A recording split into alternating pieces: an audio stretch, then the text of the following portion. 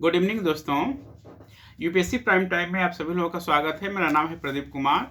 आज का जो हमारा टॉपिक आपका है वो है एक देश एक समय। तो आइए हम लोग यूपीएससी प्राइम टाइम की शुरुआत करते हैं। भारत अब बिल्कुल सटीक समय निर्धारित करने के लिए जीपीएस की जगह अपने स्वयं के नाविक सिस्टम का उपयोग करने की तैयारी कर रहा है। इसका उद्देश्य क्षेत्रीय केंद्रों में परमाणु घड़ियों पर भरोसा करके एक राष्ट्र एक समय सुनिश्चित करना, विदेशी प्रणालियों पर निर्भरता कम करना और राष्ट्रीय सुरक्षा को बढ़ाना है। परमाणु घड़ी माइक्रोसेकंड तक समय मापने में सक्षम होती है। परमाणु घड़ियां परमाणु के कंपन का उपयोग करती हैं। देश में अहमदाबाद, फरीदाबाद में परमाणु घड़ियां लगी हुई हैं जो सटीक समय बताती हैं। देश भले ही भारतीय मानक समय पर चल रहा हो, पर सटीक समय जीपीएस उपग्रहों द्वारा निर्धारित किया जाता है। यह समन्वित सार्वभौमिक समय से जुड़ा होता है, पर अगले कुछ महीनों में यह बदलने वाला है, क्योंकि नेविगेशन विद इंडियन कॉन्स्टलेशन राष्ट्रीय भौतिक प्रयोगशाला से संदर्भ समय प्राप्त करने के लिए जुड़ जाएगा। फरीदाबाद की प्रयोगशाला को नाविक से समय मिलेगा, जिसे ऑप्टिक फाइबर लिंक के माध्यम से 4 अन्य केंद्रों अहमदाबाद, बेंगलुरु, भुवनेश्वर और गुवाहाटी के साथ साझा किया जाएगा, जिनमें से प्रत्येक में एक परमाणु घड़ी होगी। परमाणु घड़ियों की तैनाती से यह सुनिश्चित होगा कि डिजिटल घड़ियों, स्मार्टफोन और लैपटॉप पर दिखाए जाने वाला समय परमाणु घड़ियों पर आधारित होगा, न कि सेवा प्रदाताओं द्वारा जीपीएस से जुड़े कई स्रोतों से डाटा एक्सेस करने पर।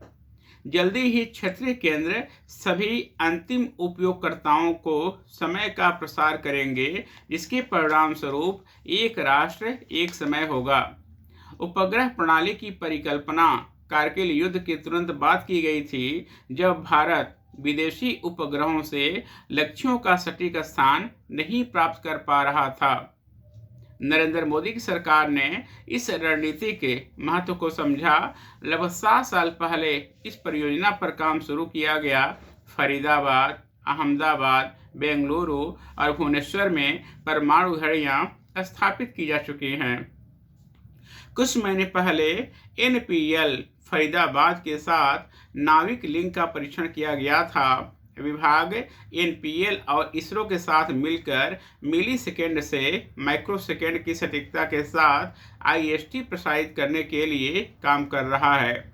इसको ऑप्टिक फाइबर केबल के माध्यम से साझा करने में लगने वाले समय को समायोजित करने के लिए फरीदाबाद के साथ 4 केंद्रों में घड़ियों से जोड़ना होगा। नाविक पहले भारतीय क्षेत्रीय नेविगेशन उपग्रह प्रणाली के नाम से जाना जाता था। यह स्वदेशी उपग्रह नेविगेशन सिस्टम है जो रणनीतिक उपयोग तक सीमित था और इसे इसरो के द्वारा तैयार किया गया है। उपभोक्ता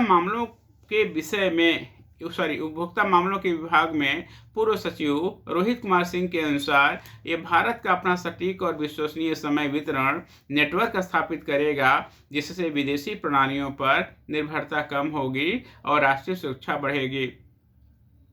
इससे रक्षा, बिजली ग्रिड, दूरसंचार, बैंकिंग और परिवहन जैसे महत्वपूर्ण क्षेत्रों को लाभ होगा, क्योंकि इससे समन्वित संचालन, दक्षता और साइबर खतरों के खिलाफ लचीलापन सुनिश्चित होगा। इन पर तकनीकी कार्य चल रहा है। उपभोक्ता मामलों के विभाग ने मसौदा नियमों को अधिसूचित किया है, जिससे देश भर में कानूनी, प्रशासनिक, वाणिज्यिक और आधिकारिक दस्तावेजों के लिए एकमात्र समय संदर्भ के रूप में आईएसटी के उपयोग को अनिवार्य किया गया है। खगोल विज्ञान, नेविगेशन और वैज्ञानिक अनुसंधान जैसे विशेष क्षेत्रों के लिए अपवादों की अनुमति दी जाएगी, जो पूर्व सरकारी अनुमोदन के अधीन होंगे।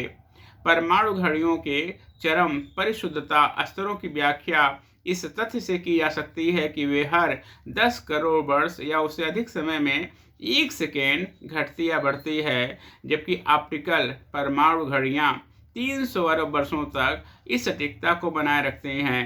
इन घड़ियों की परिशुद्धता एक ऐसे प्रणाली के माध्यम से प्राप्त की जाती है जो अनुनाद आवृत्ति में किसी भी विचलन का पता लगा लेती है और अनुनाद को बनाए रखने के लिए माइक्रोवेव विकिरण में समायोजन कर लेती हैं। ये जो टॉपिक हमारा है बहुत बहुत महत्वपूर्ण है और जैसा कि मैंने आपको बताया था कि भारत सरकार के द्वारा इस मामले को लेकर आम जनता से 14 फरवरी तक राय मांगा गया है। उसके बाद सरकार इसको लागू करेगी।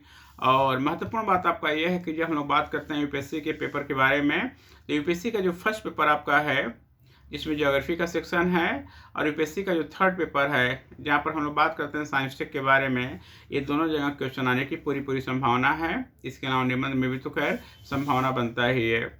यदि हम लोग स्टेट पीएससी के बारे में बात करते हैं तो पक्का है कि ये क्वेश्चन आपका करंट अफेयर्स वाले सेक्शन में आ सकता है। तो आज के लिए प्राइम टाइम के लिए बस इतना ही। बहुत बहुत धन्यवाद आप सभी लोगों का। Thank you.